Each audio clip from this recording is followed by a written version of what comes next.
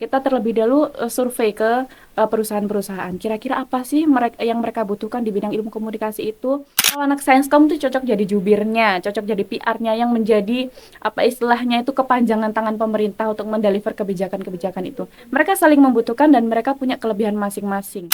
Sebelum EAS kita itu ada turun lapangan dulu, dan saya dan kelompok saya itu ke Dinas Sosial Kota Surabaya. Nah, di sana kita tuh meneliti apakah ada perlakuan berbeda untuk kelompok minoritas seperti perempuan ataupun juga dengan kelompok disabilitas gitu.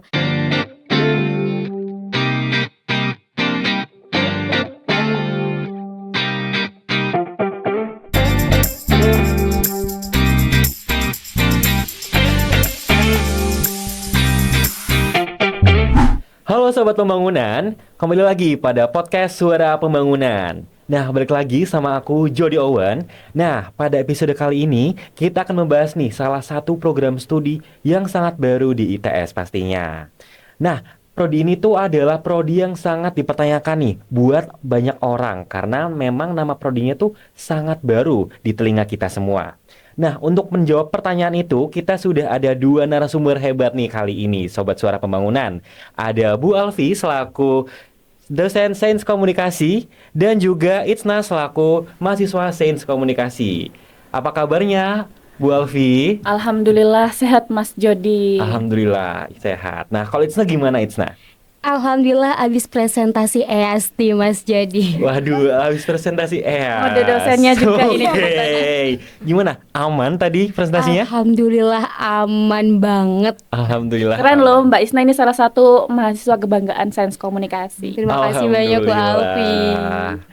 Nah, langsung aja teman-teman, kita langsung masuk ke topik yang kita tanya-tanya dari tadi ya. Oke, saya mau bertanya nih kepada Bu Alfi terkait prodi Sains Komunikasi. Untuk prodi Sains Komunikasi itu seperti apa sih Bu prodinya? Dan untuk ciri khasnya dibanding prodi-prodi lain terutama ilmu komunikasi itu seperti apa? Oke, tadi Mas Jody sudah membuka nih, prodi Sains Komunikasi ini menjadi salah satu prodi yang banyak dipertanyakan. Karena apa? Secara harfiah jarang ya yang pakai Sains Komunikasi. Nah, ini sebenarnya sudah ada di luar negeri, tapi di Indonesia cukup jarang. Ada sebenarnya beberapa universitas, tapi nggak terkenal Ilkom gitu. Nah, sebenarnya Sains Komunikasi sama ilmu komunikasi itu sama ya. Secara harfiah Sains sama ilmu itu sama. Nah, karena kita menyesuaikan di mana iklim kita berkembang di ITS gitu ya, kita pakai Sains Komunikasi. Kalau ciri khasnya apa? Pasti ada. Kita besar di lingkungan ITS, tentunya culture ITS juga masuk dalam prodi kita. Misal contohnya, ada mata kuliah yang sering dianggap momok nih sama anak-anak SMA. Ada matematika. Ya Mbak Isna ya?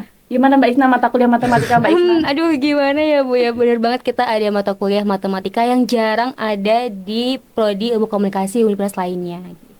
Nah, tapi sebenarnya mata kuliah itu juga membentuk pola berpikir mahasiswa kita. Jadi mahasiswa bukan hanya disuguhkan dengan materi-materi yang tidak bisa dilogikakan. Dengan matematika itu kita mengasah kemampuan logika anak-anak sains komunikasi. Kemudian kita juga menekankan bahwa kita itu basicnya nanti akan diajarkan riset ya. Mungkin di universitas lain, di Ilkom yang lain juga diajarkan, tapi kita lebih ditekankan di situ. Misalnya, kalau dulu semasa saya kuliah, jarang sekali saya diajak dosen saya untuk riset. Nah, sekarang coba Mbak Isna ditanya di semester 2 ini sudah ikut riset atau belum?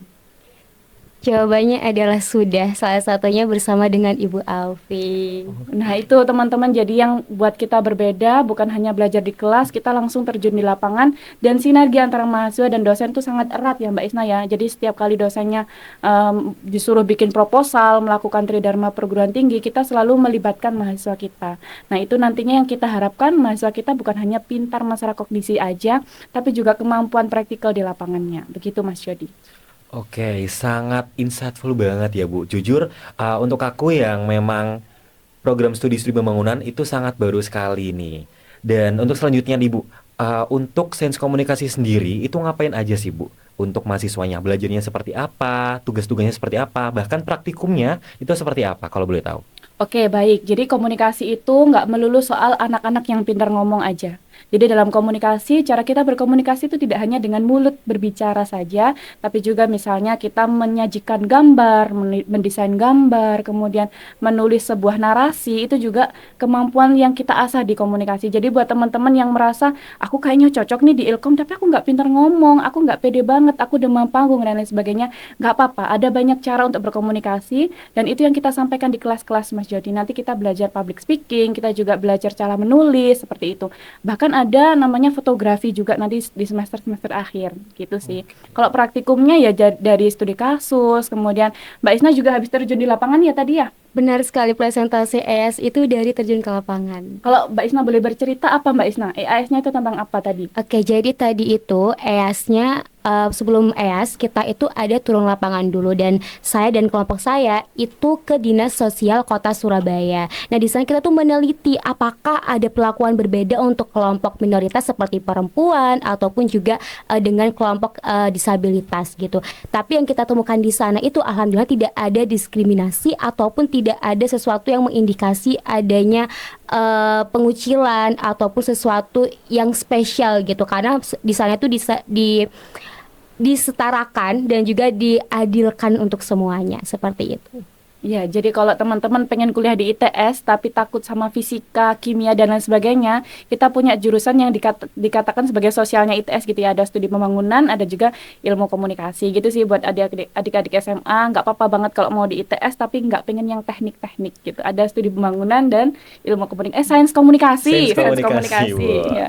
Nah, gitu ya sobat pembangunan. Jadi kalau sobat pembangunan pengen nih join di ITS, menjadi mahasiswa di ITS, dan terutama dari teman-teman IPS nih, bisa banget untuk masuk di program studi pembangunan dan juga sains komunikasi. Betul Bu Alfi? Betul sekali. Oke. Nah, aku mau tanya nih ke Itsna sekarang.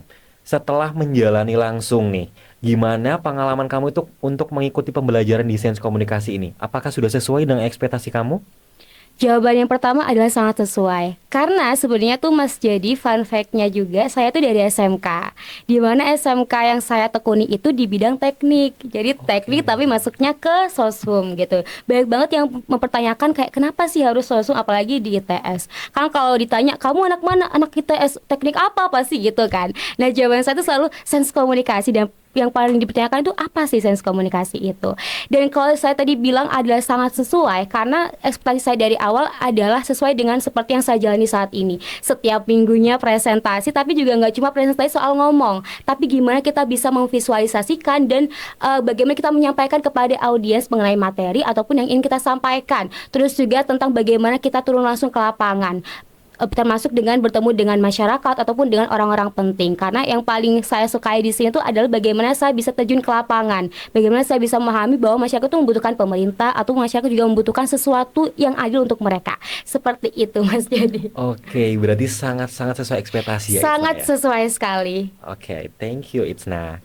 Nah, selanjutnya saya mau tanya lagi nih ke Bu Alfi terkait keterampilan Ibu. Untuk keterampilan yang didapatkan dari teman-teman sains komunikasi itu keterampilan apa saja, dan juga untuk keterampilan yang dapat ditingkatkan nantinya untuk di dunia kerja itu apa saja sih Bu?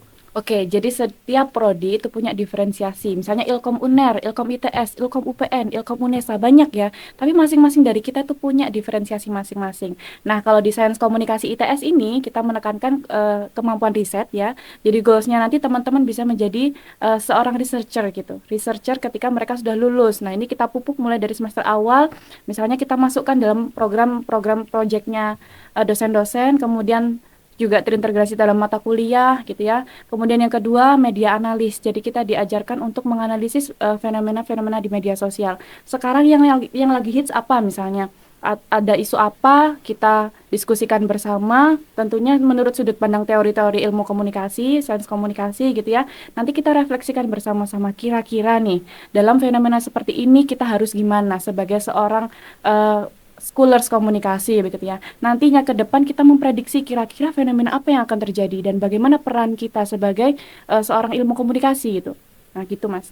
Kemudian yang ketiga, kita juga diajarkan nanti skill-skill praktikal juga, misalnya teknik fotografi, kemudian perfilman gitu ya. Mungkin sekarang di semester 2 Mbak Isna belum mendapatkan mata kuliah itu, tapi nantinya di semester akhir kita mulai akan ada diferensiasi antar masing-masing mahasiswa ya, karena mereka semua punya skill yang berbeda-beda. Nggak semuanya pinter baca buku, kemudian kognisinya main, ada juga mereka yang jiwa seninya tumbuh gitu ya. Nah itu kita pupuk juga gitu Mas Jody. Oke, berarti memang sangat-sangat dibutuhkan ya Bu untuk nantinya di dunia kerja keterampilan-keterampilan tersebut. Betul, tidak hanya di dunia kerja Mas Jody. Mbak Isna kemarin ikut mata kuliah saya, komunikasi interpersonal. Di dalamnya kita juga diajarkan bagaimana sih step-step suatu hubungan itu, mulai dari perkenalan hingga puncak menjadi bonding, kemudian ada konflik, kemudian mereka berpisah. Nah itu kalau misalnya teman-teman pengen balikan, gimana caranya, itu kita juga ajarkan teknik-teknik seperti itu.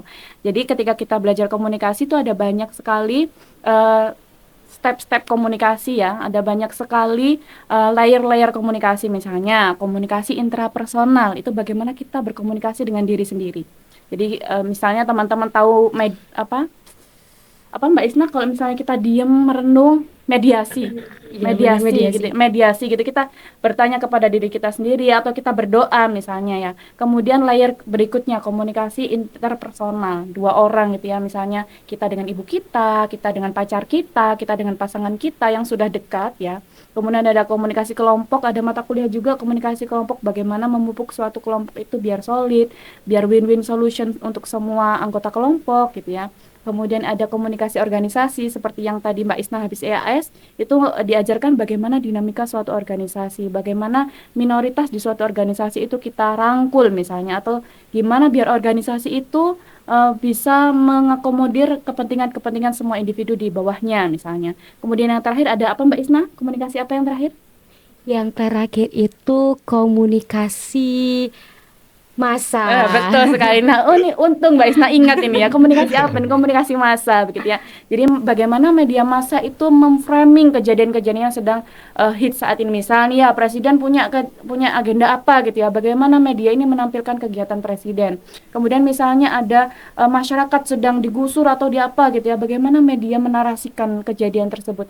Itu juga kita kaji Mas Jody. Jadi kita diajarkan tuh kepekaan sosial, kemudian ke daya kritis juga seperti itu. Oke, selanjutnya aku mau tanya ke Itsna nih, Itsna. Nah, saat kamu melihat diri kamu sekarang di sains komunikasi ini dan sebelumnya, perubahan-perubahan apa sih yang paling kamu rasain? Oke, yang pastinya jelas sangat ada perbedaan ya, ada perubahan nih Mas Jody. Karena dari awal mungkin kalau teman-teman mengira saya itu orang yang ekstrovert dan juga pandai bicara, padahal itu enggak juga. Karena saya tuh sering banget gitu ya. Karena menurut saya itu juga wajar gitu kan. Tapi setelah saya masuk di sini dan saya mempelajari bagaimana komunikasi yang baik, bagaimana kita tidak hanya menyampaikan tapi juga membuat audiens itu paham, itu saya belajar bahwa komunikasi itu bukan hanya sekedar kita cuma ngomong aja, tapi juga kita memahami apa sih yang ingin kita sampaikan dan seberbobot apa materi ataupun yang ingin kita sampaikan kepada mereka. Jadi saya belajar bahwa ternyata komunikasi nggak semudah itu, nggak cuma ngomong aja, tapi komunikasi itu ada banyak part-partnya dan semua itu bisa saling berkesinambungan. Begitu Mas Jody. Oke. Nah, terkait perkuliahan nih, Itsna.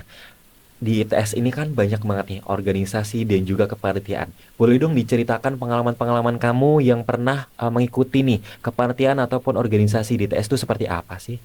Oke, jadi terakhir kali saya ikut kepanitiaan itu ITS 2026 dan itu menurut saya sesuai dengan passion saya, karena juga saya itu awal masuk emang memiliki minat tinggi di bidang event management. Nah, di sini saya mengikuti event di Central Event itu ITS 2026, lalu juga dengan kegiatan aksi 10 November juga di divisi event, dan saya tuh di sana lebih kayak merasa semakin tertarik gitu loh Mas Jody, karena kayak oh mungkin awal-awal event itu cuma bikin event, cuma bikin rundown dan lain-lain, ternyata itu lebih dari itu dan itu sangat memancing minat saya untuk mendalami hal tersebut. Dan kalau soal organisasi, saya itu tertarik di bidang eksternal, maksudnya di eksternal kampus. Nah, salah satunya yang saya ikuti adalah Petsikar ITS, di mana dia itu membantu saya untuk mempelajari bagaimana sih karir itu selama menjadi mahasiswa ataupun beasiswa yang ada selama jenjang mahasiswa ini, seperti itu. Oke, baik. Nah, terkait banyaknya organisasi dan juga kepanitiaan, Itsna, pelajaran apa sih yang paling berkesan yang pernah kamu dapatkan selama ini? Oke, jadi kalau untuk pelajaran, menurut saya tuh yang paling mendalam adalah bagaimana kita bisa bersosialisasi dan juga beradaptasi dengan teman-teman yang ada dalam organisasi tersebut. Dan itu salah satu penerapan dari komunikasi yang dipelajari di kampus, karena saya juga belajar bagaimana beradaptasi dengan teman-teman, lintas jurusan ataupun juga lintas perkuliahan gitu, lintas kampus. Nah, saya tuh mempelajari bahwa ternyata masing-masing orang itu punya cara komunikasi dan cara edukasi yang berbeda-beda, termasuk juga di komunikasi interpersonal ya Ibu ya. Di sana saya mempelajari bahwa ternyata nggak semua orang itu bisa dengan komunikasi ini. Mereka harus dengan pendekatan yang berbeda. Dan itu saya terapkan melalui mereka. Di sana itu saya belajar bahwa oh memang dia itu tidak bisa dengan cara yang kasar. Oh dia tuh emang harus dengan cara yang kasar supaya saya bisa memahami ataupun dia juga bisa memahami apa yang saya inginkan ataupun yang kita inginkan gitu. Seperti itu, Mas. Oke. Nah, sekarang kita flashback nih, Isna, terkait waktu masuk sains komunikasi. Nah, kamu itu udah punya gambaran nggak sih untuk terkait ingin berkarir di bidang apa nantinya? Saya pribadi itu memilih sains komunikasi juga nggak asal-asalan, meskipun saya kayak dari SMK terus tiba-tiba ke Soshum, tapi saya tuh melihat jenjang karirnya terlebih dahulu, dan salah satu yang saya minati dan yang saya perkirakan itu adalah di jurnalisme, dan juga di reporter. Saya tertarik di bidang tersebut. Dan menurut saya itu sesuai dengan yang saat ini, karena saya juga belajar secara perlahan-perlahan bagaimana sih komunikasi yang baik di depan publik, komunikasi masanya ataupun juga bagaimana sih kita bisa menyampaikan pesan tersebut kepada publik. Karena kan reporter ataupun jurnalisme juga nggak cuma mengetik, nggak cuma asal ngomong aja, tapi harus ada Betul. sesuatu yang berbobot juga disampaikan. Dan di situ saya dapatkan di sini Mas Jody. Jadi saya bisa belajar banyak hal dan saya yakin dan saya percaya bahwa itu bertahap, karena sekarang masih semester 2 ya teman-teman. Jadi saya yakin masih ada jenjang lain dan juga masih ada tahap-tahap lainnya yang perlu saya lewati dengan baiknya. Oke. Nah, untuk mempersiapkan diri nih, Itsna, kamu itu pengen ya, kamu itu akan ngapain aja sih untuk mencapai hal tersebut?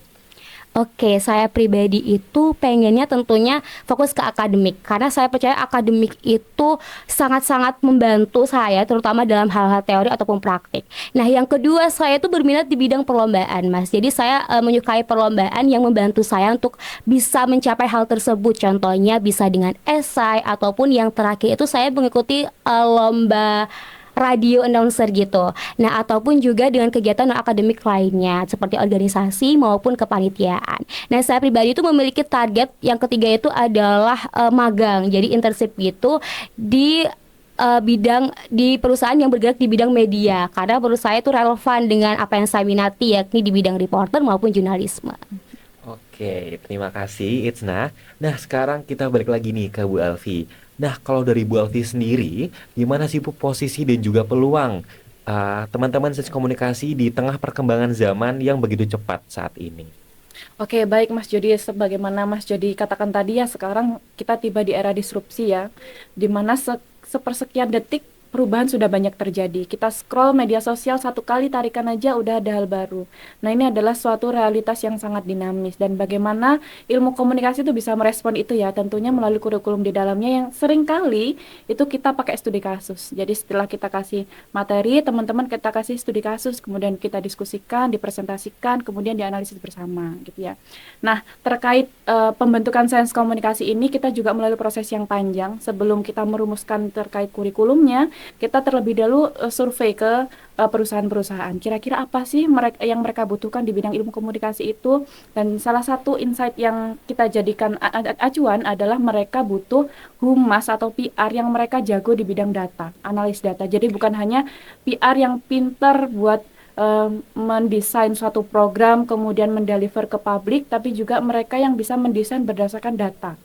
Jadi skill researcher itu yang kita tekankan di sains komunikasi ITS ini, agar nantinya PR atau misalnya reporter atau misalnya jurnalis di bidang jurnalistik tadi itu tidak hanya mereka ngomong doang atau produksi pesan aja, tapi juga by data. Dan bagaimana data itu diolah itu juga kita latih di sini. Data itu banyak berserakan sekarang, tapi apakah data itu bernilai informasi atau tidak, itu yang kita pupuk di mahasiswa kita. Gitu Mas Judi.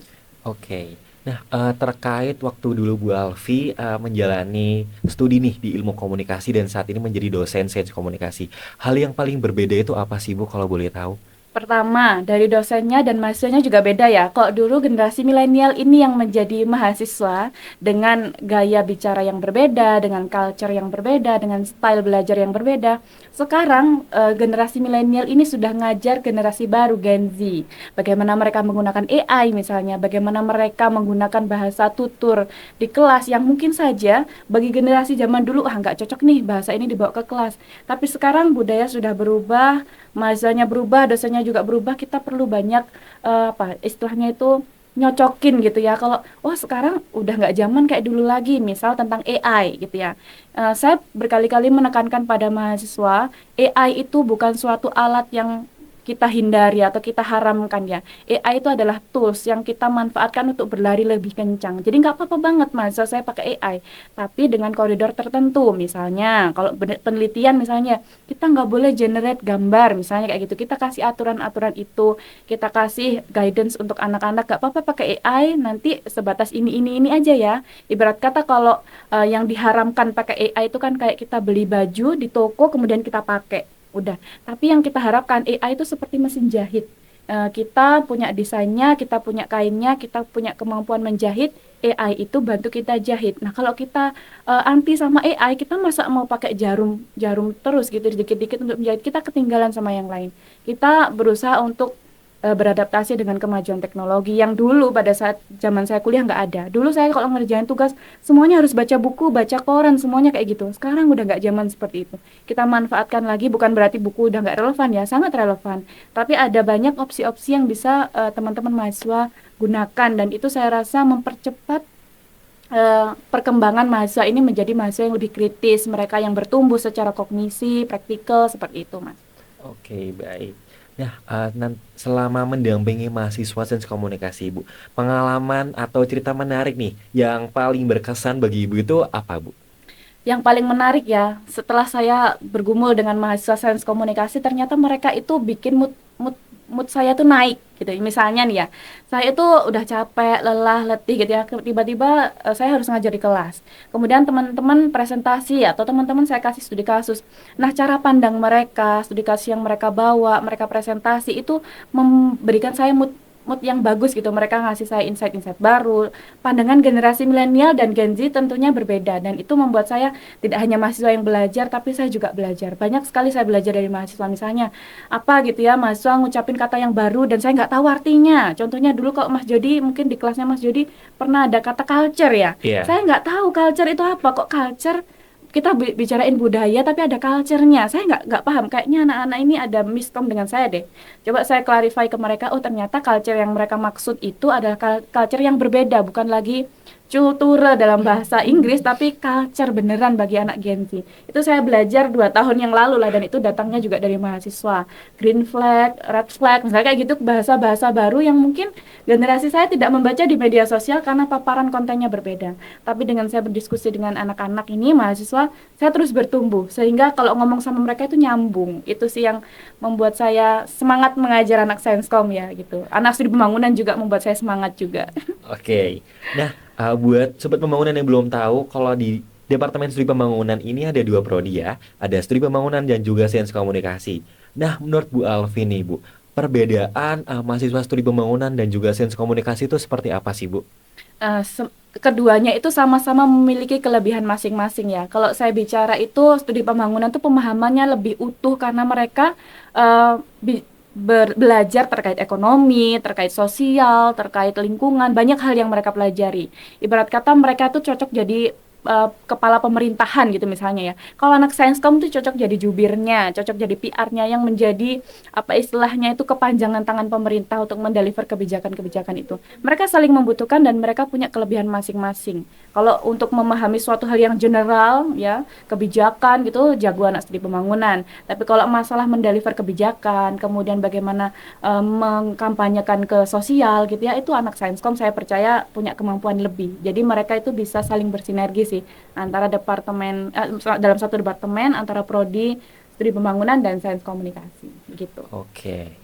Nah, terkait beberapa berita yang pernah saya dengar nih Bu, ada beberapa orang yang berpikir dua kali Bu, kalau memang mereka tuh berkuliah nih di prodi sosum, karena menurut mereka sosum itu bisa didapatkan saat kita hidup pun juga kita masih belajar loh terkait manusia. Menurut Ibu itu seperti apa? Iya, betul. Komunikasi kita nggak belajar pun dari bayi, kita sudah bisa komunikasi kan. Belajarnya itu lewat keluarga kita, lewat lingkungan kita. Tapi ada tahap-tahap komunikasi atau kemampuan komunikasi tertentu yang tidak bisa dipelajari kalau nggak belajar yang sesungguhnya di bangku kuliah atau lewat buku. Teman-teman di rumah yang nggak kuliah komunikasi juga bisa belajar komunikasi, tapi perlu dorongan lebih karena iklimnya kurang mendukung. Nah, kalau kita di kelas, mau nggak mau kita dijejelin nih, ini belajar ini kayak disuapin. Ya disuapin ya makan sendiri. Nah, kalau nggak kuliah komunikasi, ya itu makan sendiri. Tergantung ya, kalau kalian makannya banyak, ya ilmunya banyak, kalian berkembang. Tapi kalau kalian sudah nggak ada yang nyuapin, ya sudah berhenti di situ. Nah, kalau anak Sainskom, kalau mereka makan sendirinya banyak dan mereka disuapin, mereka akan semakin pandai gitu. Istilahnya yang disuapin itu ilmunya gitu. Gitu Mas. Jadi anak-anak studi pembangunan juga belajar ya Mas, ilmu komunikasi tentang dasar-dasar komunikasi, Betul Ibu. komunikasi antar budaya Ya. gitu ya. Jadi kita dalam bidang pembangunan pun juga harus belajar komunikasi. Ada komunikasi kesehatan Mas, ada komunikasi psikologi, banyak ya. Kita belajar dalam semua lini. Bahkan kesehatan aja, dokter aja, kalau mereka nggak pintar komunikasi, dokter ini juga akan kekurangan kepercayaan dari pasien, itu misalnya. Betul. Nah, saya mau tanya nih ke Itsna. Itsna, selama menjadi mahasiswa sains komunikasi nih, pengalaman atau momen yang paling berkesan itu apa aja sih Itsna?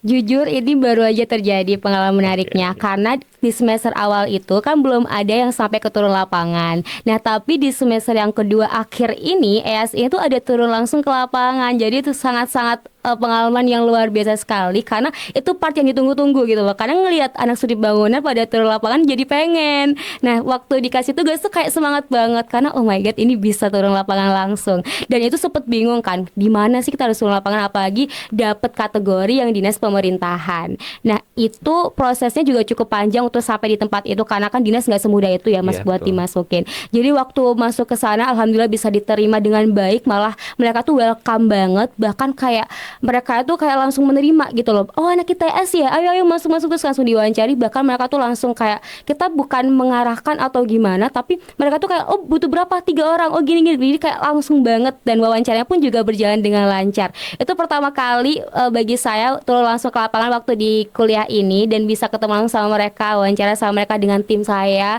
terus bisa bertemu dengan kelompok minoritasnya dan bisa mendalami gitu loh. Oh ternyata seperti ini ya di dinas itu. Dan selain itu saya juga bisa melihat langsung gimana sih kondisi masyarakat di dalam sana. Jadi kan di sana nggak cuma internal aja, nggak cuma pegawai aja, tapi juga ada masyarakat yang datang ke sana untuk mengurus persuratan dan lain-lain. Saya bisa memahami gimana sih kondisinya, terus administrasinya bagaimana melalui hal tersebut. Seperti itu pengalaman yang sangat sangat luar biasa. Oke. Nah, kalau boleh tahu nih Itsna, kamu kan backgroundnya ini dari teknik. Pernah nggak sih mengalami struggle atau beberapa masalah nih yang bikin kamu itu nggak mood di sains komunikasi itu atau seperti apa? Oke, jadi menurut saya kalau di sains komunikasi sendiri saya tuh sangat-sangat seneng banget ya karena kan teman-teman saya tuh extrovert semua. Jadi kayak mereka tuh meskipun introvert pun mereka tuh pasti bisa kayak saling berbicara gitu loh Mas, saling kayak oh kamu gini gini, bahkan kayak introvert pun bukan introvert sih menurutku kayak extrovert banget gitu loh. Dan waktu ketemu sama mereka tuh welcome banget. Bahkan dulu tuh saya takut karena kayak anak SMK kan bukan orang yang soshum itu, tapi tiba-tiba muncul di dunia soshum. Jadi kayak takut gak bisa diterima ataupun takut kayak harus mengejar terlalu jauh gitu loh dibandingkan teman-teman saya yang lain. Tapi ternyata saya tuh bisa memahami kalau semua itu bisa dijalani tapi dengan hati yang senang. Jadi ketika saya senang saya bisa menjalani itu dengan lebih mudah, termasuk ketemu teman-teman yang extrovert itu. Jadi kalau kelas pagi males banget tapi ketemu sama mereka tuh kayak ada aja lelutnya gitu. Tapi salah satu meskipun saya anak SMK gitu ya, tapi saya tuh juga ngerasa perbedaan antara matematika di SMK sama matematika di kuliahan. Jadi mungkin itu salah satu alasan saya kenapa nggak milih teknik kali ya. Jadi saya lebih memilih dan lebih tertarik di bidang soshum gitu. Jadi saya kalau untuk di sini saya alhamdulillah tidak merasa kesusahan. Mungkin waktu itu di beberapa mata kuliah mungkin harus mengejar, tapi alhamdulillah saat ini aman-aman aja. Oke. Nah, saya mau tanya lagi nih ke Bu Alfi. Kalau di studi pembangunan itu kan ada hitung-hitungannya Ibu seperti statistik, ekonomi dan sebagainya. Kalau di sains komunikasi ini untuk penghitungannya itu apakah aja matematika atau nantinya di kedepannya itu akan ada mata kuliah seperti itu lagi? Matematika sama statistika ya Mbak ya. Tapi statistika Benar. lebih lebih slow lah daripada matematika Oke. gitu. Matematika juga bukan yang horor banget ya teman-teman ya. Ya sewajarnya matematika itu seperti apa ya, seperti itu nggak yang gimana banget gitu. Baik. Nah, jadi sekarang kita tahu ya teman-teman bahwa sains komunikasi itu ternyata memiliki ruang lingkup yang sangat luas daripada yang selama ini kita banyak orang bayangkan. Nah, sebelum kita mengakhiri podcast kali ini, saya ingin meminta satu kesan dan harapan dari para narasumber yang hebat. Boleh dari Bu Alfi terlebih dahulu, Ibu? Kesan. Ya, Kesannya saya bersyukur menjadi dosen sains komunikasi ini salah satu pekerjaan yang membuat saya nyaman bekerja karena tidak hanya saya berkontribusi untuk mahasiswa supaya lebih pintar, supaya lebih berpengetahuan, supaya lebih berpengalaman, saya sendiri juga bertumbuh di sini. Saya selalu membersamai anak-anak bertumbuh dan saya bertumbuh bersama mereka. Itu sih kesannya. Kalau pesan buat adik-adik SMA, jangan pernah worry untuk masuk sains komunikasi ITS. Saya yakin sains komunikasi ini adalah salah satu prodi yang sangat menyenangkan dan menumbuhkan kalian sebagaimana karakteristik masing-masing dari teman-teman ya. Yang pintar nulis akan kita dampingi untuk pintar nulis, yang pintar ngomong akan kita dampingi. Jadi kita kembangkan menurut karakteristik masing-masing. Nggak semuanya harus pintar ngomong, nggak semuanya harus pintar nulis. Itu sih Mas. untuk harapannya Ibu untuk sains komunikasi sendiri. Harapannya semoga sains komunikasi ini bisa berkontribusi ya. Saya nggak muluk-muluk untuk negara, minimal untuk ITS dulu lah ya, ITS dulu. Dan saya yakin dari sains komunikasi ini akan lahir banyak sekali praktisi-praktisi komunikasi yang bisa memberikan impact yang luar biasa pada tempat mereka berkarir nanti. Baik, wah sangat menyentuh ya Sobat Pembangunan. Nah sekarang kita boleh tanya nih ke Itsna terkait pesan, kesan dan juga harapannya. Oke, jadi kalau untuk kesannya sangat bersyukur sekali bisa menjadi bagian dari Sains Komunikasi ITS, bertemu dengan dosen-dosen yang alhamdulillah baik sekali, lalu juga dengan teman-teman yang leluconnya itu selalu ada gitu setiap hari. Nah, terus kalau untuk harapannya saya tuh berharap semoga sama seperti Bu Alfi juga untuk teman-teman SMA nggak perlu khawatir kalau kalian mau masuk ke Sains Komunikasi ITS, karena meskipun kita prodi baru tapi insya Allah dan saya juga sudah menjalani itu kayak nggak perlu dikhawatirkan gitu loh, karena semua itu pasti ada jalannya dan di sini juga sangat-sangat menyenangkan menurut saya. Oke, baik. Nah, terima kasih kepada Bu Alfi dan juga Itsna yang sudah berbagi cerita nih tentang pengalaman bersama kita hari ini nih Sobat Pembangunan. Semoga diskusi ini bermanfaat dan bisa menambah wawasan Sobat Pembangunan semuanya tentang sains komunikasi. Saya Jody Owen, sampai jumpa di episode selanjutnya.